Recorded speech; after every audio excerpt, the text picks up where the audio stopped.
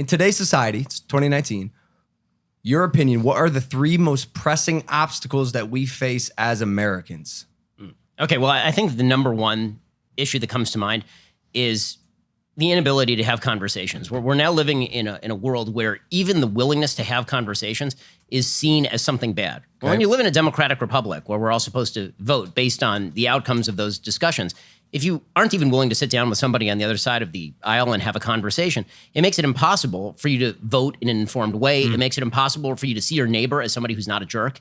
It makes it impossible for you to even have the social fabric necessary to serve as the root of a civilization.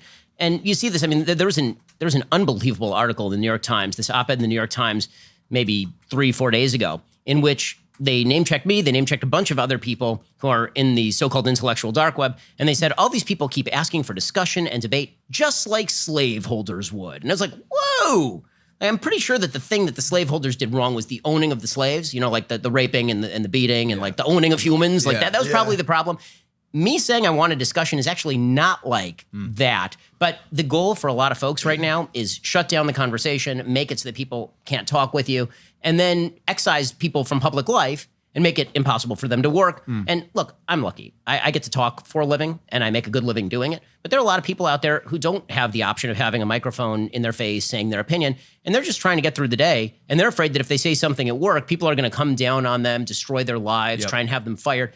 That's really not good for the country. We at least have to see each other as as friends, right? We have to see each other as Americans if we want to have those conversations. So to me, and it's happening on the right and the left. I think right now it's happening more on the political left than the political right because of the sort of woke nature of politics and the new rules that are constantly changing, and you cross a line you didn't even know was there, and suddenly something you said back in 2010, if you're Kevin Hart, means you lose a job at the Oscars, right? And this is how I end up on the same side as Dave Chappelle. I'm sure that Dave Chappelle and I disagree on a lot of stuff, but on this stuff, we are on the same page.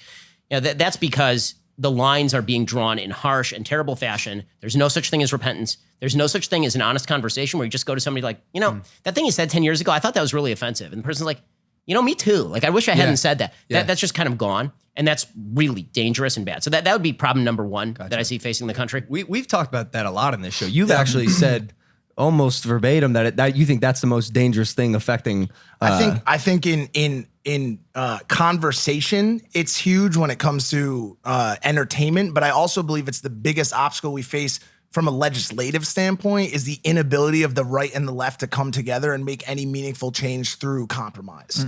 We just have separate aisles where the left may even know, and I'll use the left, just why not? The left may even know that something the right is proposing is the right answer to a problem, and they simply will not make a compromise just because it's the right that's proposing it, and vice versa. And so 100%. we're at a stalemate, an impasse, whatever you want to call it. I was talking with a friend of mine who teaches over at Wharton Business School maybe a couple of weeks ago, and he said, if you want to have a good conversation with someone, you start with the solution. If you want to have a bad conversation with someone, start with the problem. And what you see in politics these days is that the easiest way to get people to love you and to be interested in you is you label a problem, and then you say, it's a big problem. And the other person says, well, but I don't like your solution. Okay, well, that's because you're not taking the problem seriously enough. If you really were serious about the problem, well, I think we can all acknowledge that we're all serious about the same problems. Take gun control, right? I think we're all very serious about no one wants to see innocent people shot at a Walmart. We're all on the same page there. No one wants to see innocent kids gunned down in a classroom. We have different solutions to that, and we should be clear about what we think those solutions are. But politicians aren't in the business of trying to be clear or be specific, because then we can either think it's a good idea or a bad idea. They're in the business of trying to castigate, to hit the moral character of somebody on the other side for political gain. And that does hold true for both sides. I've been railing against this for a long time, these sort of, we disagree, therefore you're morally inferior point of view. And it bears real political fruit. The best politicians are really good at this, and they do it. I think Trump does it. I think the Democrats do it. I think pretty much everybody does it. It's an easy buck. Do you think that that ideology and that polarization from political candidates was what kind of led to the Trump presidency? And do you think that Trump as a president is more divisive than those that came before him, more polarizing? I mean, he's definitely more divisive and polarizing, but I think that he's a symptom, not the cause. So I don't think the world started spinning in November of 2016. In other words, I think that Trump happened for a reason, and it happened because a lot of people were supremely pissed off because they'd been told for years, your voice doesn't matter, no one cares about you, you're outside the mainstream, you can't be part of this conversation. And those people got sick of it and they were like, okay, F you. And F you came in the form of Trump. I mean, Trump is not a person who knows anything about policy. He doesn't have a conservative philosophy. He brags that he's written more books than he's read. I mean, this is not somebody who people elected because they were like, oh, what amazing ideas he had. Right. They elected him because he was a giant pulsating middle finger to the establishment in a variety of ways, right? To an establishment in the media that said we can't have conversations, to an establishment that established these kind of rules of political correctness that he was constantly railing against. And listen, I think that Trump fails to make the distinction, and I talked about this a lot in 2016. I think he fails to make the distinction between being politically incorrect and just being a jackass, right? There is a difference. Being politically incorrect is saying things that have to be said because they have to be said, and if it offends people, so be it. Being a jackass is saying things that don't need to be said just to be a jackass. Yeah. And there is a difference between those two things, and it's easy to conflate them. And you see Trump do this on a fairly regular basis, but he is a result of people feeling hemmed in.